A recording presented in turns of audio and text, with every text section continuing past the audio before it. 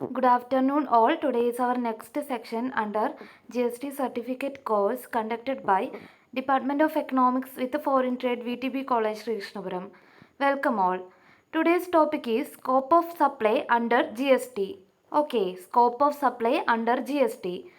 What is the meaning of scope of supply under GST? Under GST, various taxable events like manufacture, sales, rendering of service, purchase, entry into a territory of state, etc. have been included in just one event, that is supply. The taxable event in GST is supply of goods or services or both.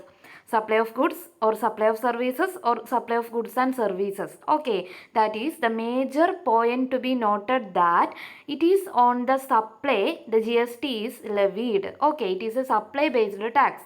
In case of intrastate supply, the central and state government have simultaneous power to levy CGST and SGST respectively. That is, intrastate supply means the supply or the sale within a state. Okay, within a state, that is intrastate, within a state. If the sale is intrastate, that is if the sale is within the state, then the two kinds of tax may levied, that is CGST, that means that central goods and services tax, or SGST, that is state goods and services tax. In the case of this kind of supply, that is intrastate supply, that is supply within the state, the state governments can levy SGST and the central government can levy CGST respectively.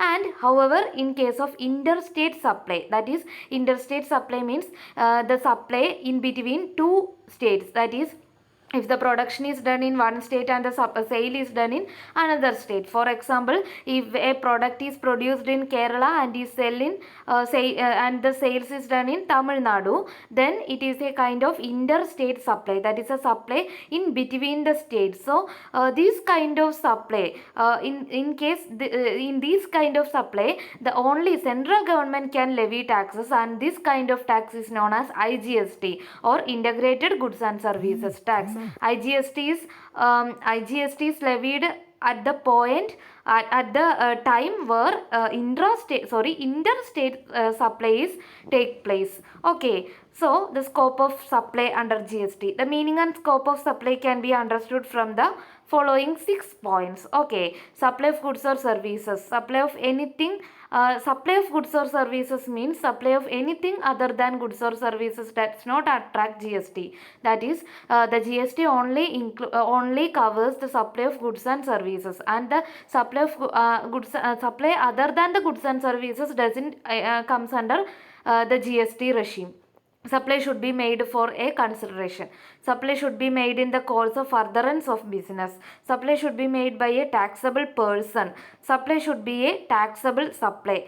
Taxable supply. Supply should be made within the taxable territory. Some of the exceptions to the requirements of supply are that is the exceptions to the requirements of supply. Let us discuss. Any supply of goods or service without consideration is not a supply. In exception of this, there is also some transactions which is treated as supply even done without consideration. Further, import of services for a consideration, whether or not in the course or furtherance of business, is treated as a supply. Any transfer of title in goods would be a supply of goods, whereas any transfer of right in goods without transfer of title would be considered as services. Okay, I hope this I hope this class is easy and it is understandable to all. And please feel free to contact with us if there is any doubts. Thank you.